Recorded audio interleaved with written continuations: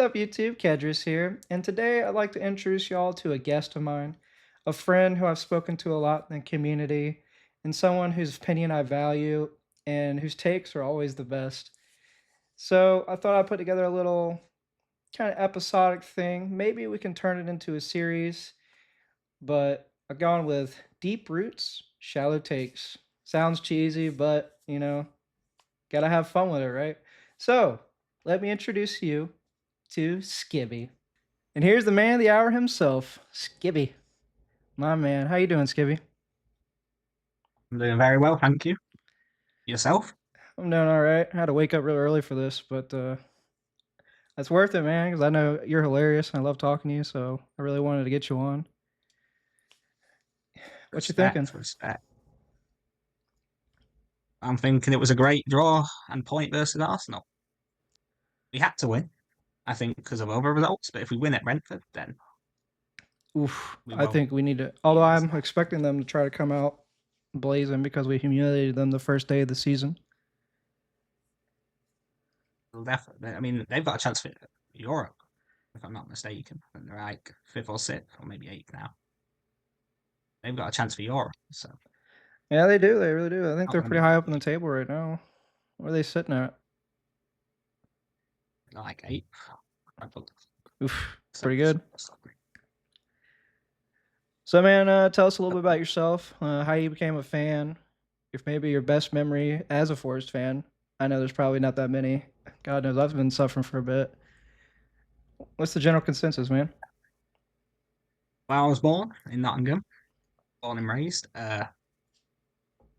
Didn't really get into football until I was like maybe like 6 or 7, around that. No joke intended there. Um, but yeah, started supporting in the Championship days, just after League Ones. I remember my first game was to Swansea, and of course we got started off with a 2-1 loss. Um, and been supporting them since. My best memories, it's going to have to be the playoffs. Winning that was Oh a yeah, major thing. Or getting into Europe for the first time. You know, you hear the older fans say and talk about Europe all the time. But to actually experience that myself, it's definitely a dream come true. yeah. I remember the promotion, the excitement, the thrill, me screaming in my room like "Let's fucking go!" Uh, that has to be probably my. I started supporting in 2015. When did you start? Probably around like 2012, 2013, around that. So a little before me. Honestly, it was almost as good as Yeah, that time that we almost got relegated. I was like, "Yes, stayed up." And then the there's seasons in the definitely Premier quite a League, few. fighting to They've stay been up, and every season staying up. It was kind of a long, suffering haul, but it felt good to stay every time. definitely staying up is it's great. I mean, I thought maybe we'd avoid the drama and the relegation fights after last season, but stuff happens. Well, I think a lot of us didn't see last season coming, and I also believe that at the very least we expected to not be in a relegation fight this season, even if we weren't in a title race at some points we were last season. So that was a bummer. Yeah, And I think that's why definitely. We everyone's still so have the pissed at Euro. Edu. Yeah, Edu is coming, and I don't think he's done terrible, but the signs just haven't hit. And with the chaos this season, he's getting a lot of the blame. I think the signings he did were good. It's just this isn't the environment to build them up. And I think especially with foreign players, you need time. They need time to get acclimated to the Premier League. And then you also got to think that almost all of them have been injured at some point. Like Backwell was injured and Doy is injured. So I think it's just been a Yeah, culmination of bad circumstances, unfortunately. But I mean, he does have to take some of the definitely. blame. He did approve the hiring of Dyche, which, I mean, he's getting us points. There's nothing wrong with that. But you can obviously tell his style of play is very divisive for the fan base. Definitely. The style of play is shocking, but if we get points, we get points. And they're saying it's going to be like one season and done, like an interim thing. And I think if it's that, then it's fine. But we definitely have to be focusing on that Europa League if we can and try and win that. I mean, we're out of everything else, aren't we? Carabao's done, FA Cup's done. We got is Europa. We're Yeah, not winning anything in the Prem, obviously, but we need to stay up at the very least. definitely. I think we need to focus on these next 5 games in the Premier League and really go at them. Wow, obviously we've got the Europa group stages still We in got the was it league Braga phase. this week on Thursday? A massive game. I think Braga are in the top 8 already, so we beat them. We obviously pull them down and we get into that top 8 spot, I think. So that's a massive game also. We need to focus on that and Brentford. So very difficult, I think. Stretched, huh? Because we have another game next week for the Europa League as well, I believe. Yeah, I think both of them are in the top 8 right now. So we basically have to win the next two to be in that top 8. But if we can avoid going into a playoff match and we focus on the league from that point, and then when the actual knockout phases start, we can be fully focused on that Europa League. That's probably the best scenario for us. Yeah, my problem is I don't know how Daesh rotates. I mean, I don't think he does rotate. So you're gonna get two. One of those games, you're gonna get a lower quality, whether it be from exhaustion or just rotation. But I'm hoping we can beat Braga. Yeah, but I think we can beat anyone on that day, especially the better teams, because we seem to, when it's a good team or a top team, we turn up for them games, like on a higher level than we would say if we play like Brighton on a weekday or like a weekend. My thing is like, does the Once we kind players of see Braga as a must-win game? Like, because at this point, I think we can all probably, understand this a player mentality issue. yeah, definitely. All right, moving on to the next topic. How would you fix Forest? I got some rules though. You get one realistic Let's hear signing, them. one player exit, and no, Yeah, you can't use Zinchenko. Would you make a right, managerial director change? And one thing you'd never change. right,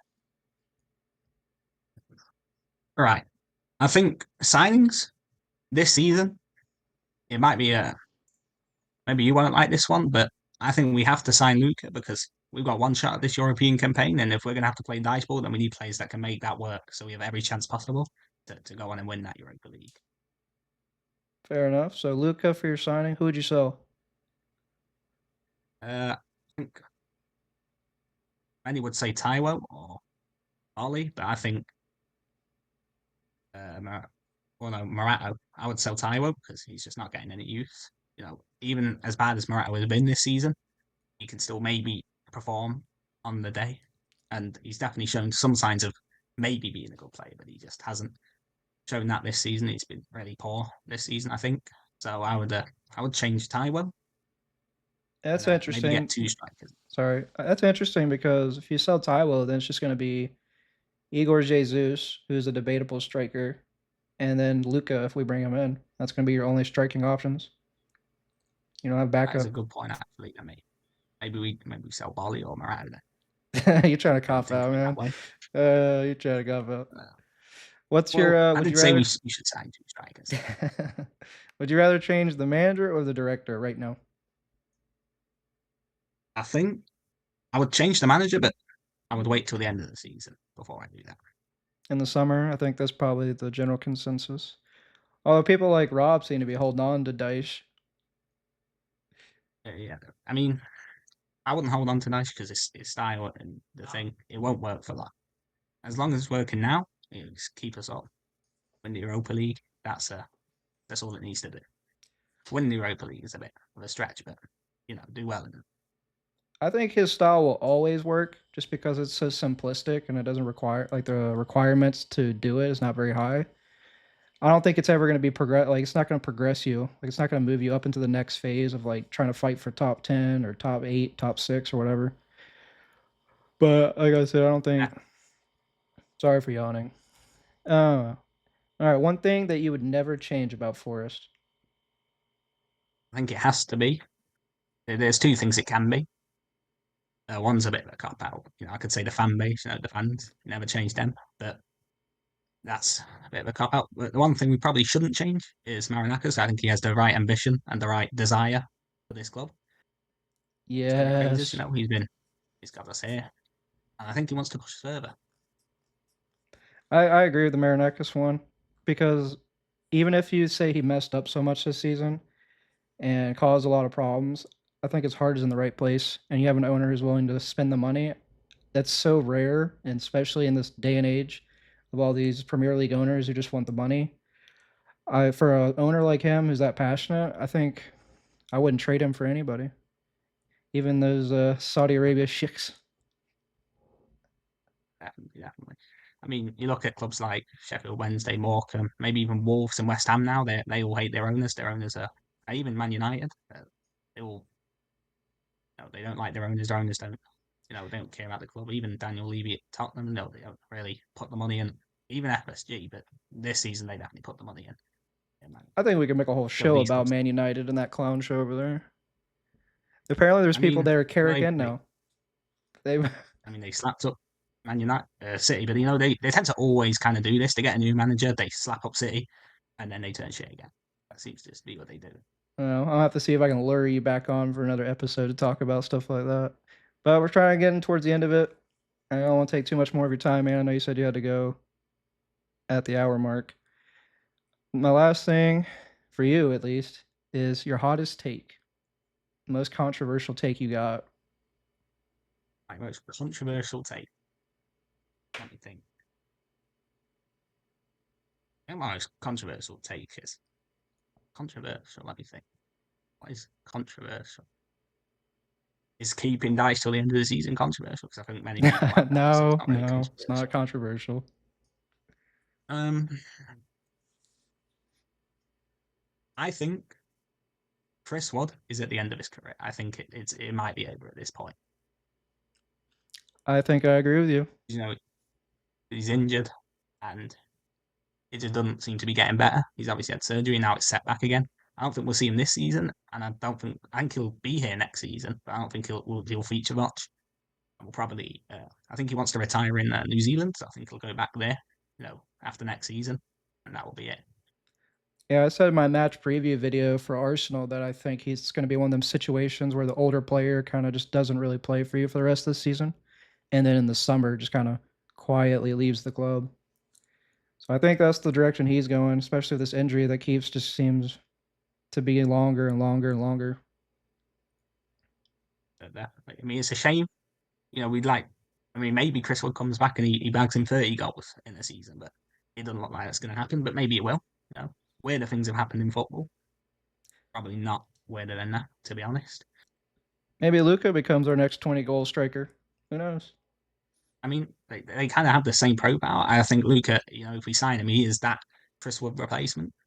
He just needs to learn the way of the Chris Wood. My thing about Chris Wood is like a Be lot of more people thought of him as like a target man who wins aerial headers and whatnot, but I've never seen that man win a header in my life. He's always just in the right place at the right time, and he's clinical, and that's kind of what you need more than anything else. That's why I was pissed we sent Cali Window to Frankfurt.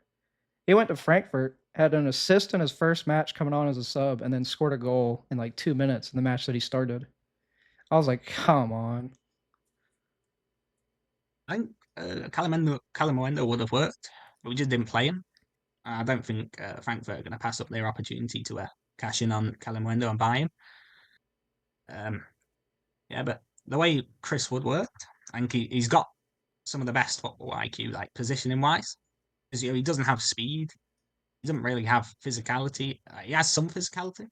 He can't really like win those. He does win a lot of duels. I think he gets a lot of header goals, but I don't think he ever really jumps for them. The ball comes to him and he just headers it in. I think that's how he's been able to last so long. But with these injuries, it doesn't look like he'll last much longer.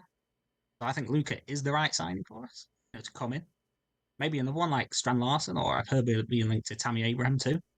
Don't know what your thoughts are on that. Yeah, I saw the Tammy Abraham links. I know he's also linked to what's their name? Was it Spurs? But I think I they're don't. also linked My to thing is like Villa too. Luca's got the same profile. You're right. He's slow.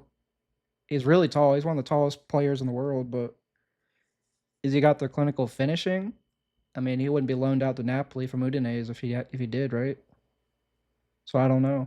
I guess we'll have to see.